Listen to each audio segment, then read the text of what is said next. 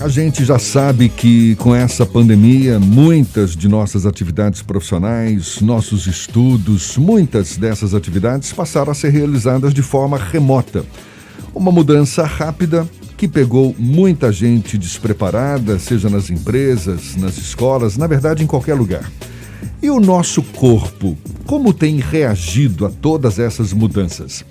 A gente conversa a respeito com a doutora e mestre em comunicação e semiótica pela PUC de São Paulo, a também escritora e pesquisadora sobre o estudo do corpo no ambiente corporativo, Simone Bambini, nossa convidada aqui no Issa Bahia. Seja bem-vinda. Bom dia, doutora Simone. Bom dia, prazer estar aí com vocês na Bahia. Prazer todo nosso. Seja muito bem-vinda. Já há estudos que revelam as reações do corpo a essas pressões impostas pela pandemia, e a gente aqui não está falando de pessoas infectadas, mas de quem se viu obrigado a mudar hábitos, a viver em quarentena, a ter que se adequar a essa nova realidade. Quais as maiores consequências que essas pessoas estão experimentando por conta desse estresse provocado pela pandemia, doutora Simone? O corpo, né, o qual o corpo eu venho lidando, o meu estudo, é a teoria do corpo mídia, né? Um corpo que não nega informação e a gente está... o ambiente interfere no corpo, o corpo interfere no ambiente. É um processo coevolutivo e de codependência, né? Então acontece o seguinte, a gente de uma hora para outra, de uma forma compulsiva, a gente teve que mudar os hábitos e o corpo, para sobreviver, ele sempre busca a adaptação. Só que o que a gente está vivendo hoje? Algo aí invisível, né? Um medo, um estado de alerta tremendo. Então, além de todas as mudanças, né, do modo digital, adequar a casa para o trabalho, o estudo, a gente está constantemente em estado de alerta, a gente está com medo o tempo todo. E esse corpo precisa reagir a esse medo, que é um estresse, né, uma situação ameaçadora que nos deixa em estado de alerta. Então, se a gente fica em estado de alerta, é algo que não tem que ser constante, né? Então o nosso corpo fica rígido, a respiração fica curta, a gente fica com tensões e o corpo precisa liberar de alguma forma. Essa capacidade de reação, de adequação, a resiliência, não é, do ser humano, isso vem acompanhando o próprio ser humano ao longo da sua existência, não é verdade? O que a senhora está citando aí, esse estado de alerta constante, o que talvez seja o diferencial nesse momento. Agora, quem não tem essa capacidade mais desenvolvida, essa capacidade de resiliência, de se adequar às novas exigências, quais consequências pode sofrer, doutora Simone? Então, o corpo ele vai procurar se adaptar de qualquer forma, ele vai buscar uma resiliência de qualquer forma. Quando você tem recursos, né, por que a gente está falando aí? A gente está falando do sistema simpático e o parasimpático, o sistema nervoso, que é um processo, como você falou, natural. O corpo ele vai procurar se adaptar. Então, o estresse, a situação de alerta, a gente vive isso cotidianamente. Quando a gente tem que levantar, a gente tem que trabalhar, as situações da vida, ela é assim. Né? Tá tudo bem, isso vem do nosso cérebro reptiliano, né? Que a gente foi preparado para isso. Só que o corpo precisa descarregar. Então a gente fica numa situação ameaçadora, né? Aquilo passa e a gente precisa descarregar. O problema é que não é só a pandemia, a gente está vivendo uma situação de estresse, principalmente no meu estudo, que eu volto para o trabalho, que a gente não descarrega. Então o descarregar, né? Muitas vezes o descarregar num choro, vem os tremores, vem você falar, tá tudo bem, isso passou, você cria, a vida continua, mas você tem uma resiliência. O problema é que a gente vive aí, mesmo antes da pandemia, né, sempre assim, essa sociedade idealizada, onde está tudo bem e que a gente não pode mostrar as situações frágeis da vida, né? Então a gente está suprimindo, a gente está segurando, e isso vai para algum canal. Para quem tem recursos e consegue olhar e ter essa percepção do corpo, ele vai descarregar, né? Agora, para quem não tem, o descarga está vindo muitas vezes por doenças. O corpo busca uma saída.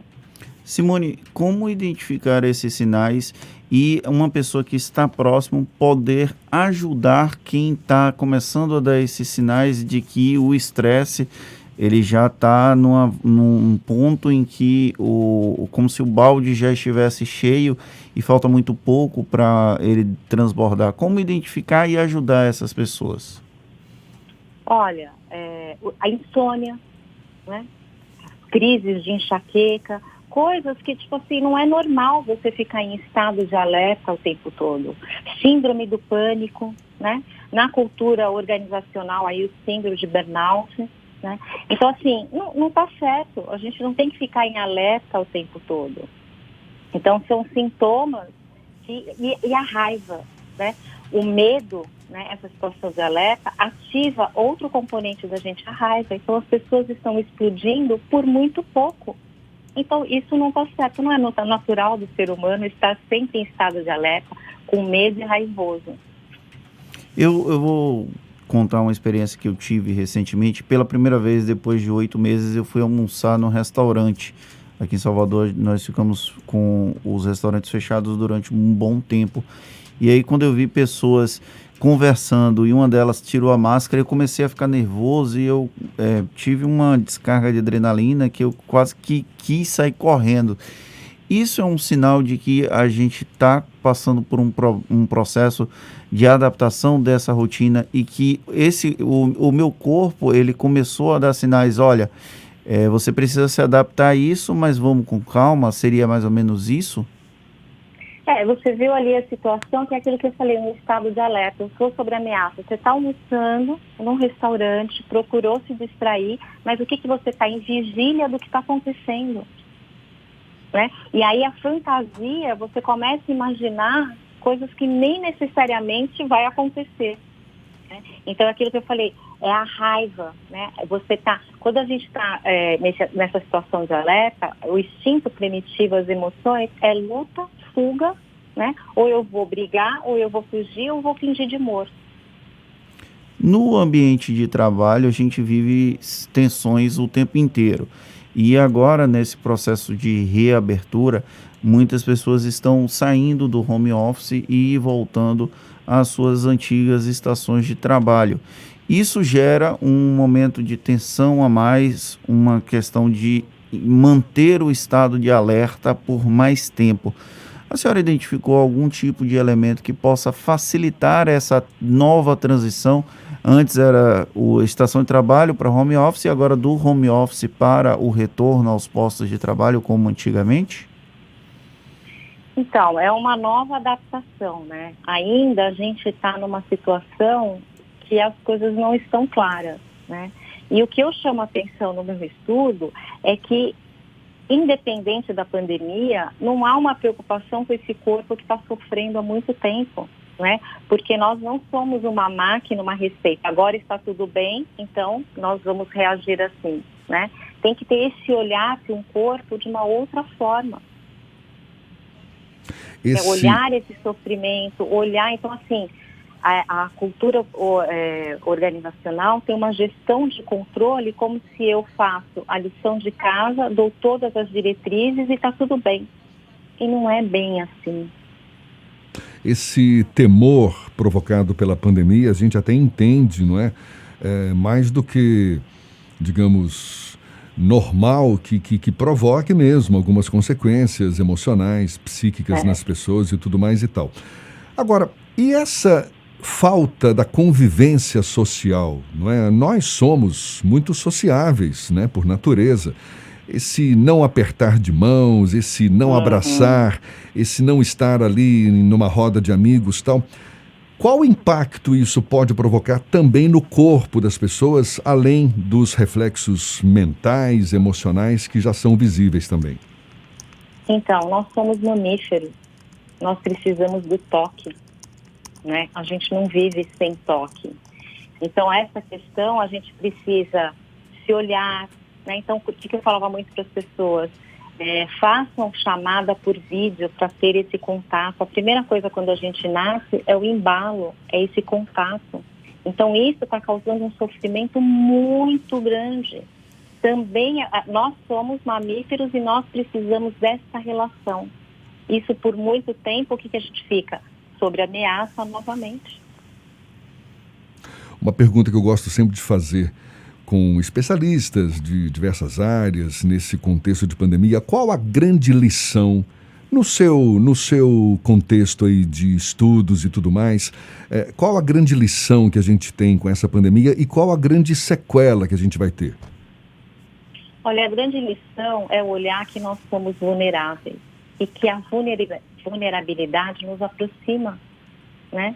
Nós somos humanos e nós precisamos viver em bando, em conjunto. E para viver em bando e viver em conjunto, a gente primeiro precisa olhar para si, né? E não ficar achando que o problema é sempre do outro. Então, eu acho que a pandemia nos trouxe esse alerta de uma vulnerabilidade e que faz parte da vida, a gente conviver, né? Esse conforto e o desconforto, se adaptar.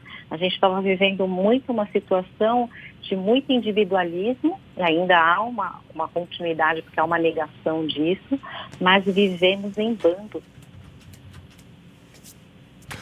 Tá certo, muito obrigado. A gente agradece a escritora, pesquisadora sobre o estudo do corpo no ambiente corporativo, também doutora e mestre em comunicação e semiótica pela PUC de São Paulo, Simone Bambini. Um prazer conversar com a senhora. Seja sempre bem-vinda, bom dia e até uma próxima, então.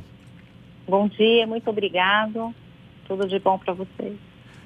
Você está a fim de acompanhar mais uma vez esse bate-papo? Logo mais na íntegra nos nossos canais no YouTube, Spotify, iTunes, Deezer e Instagram.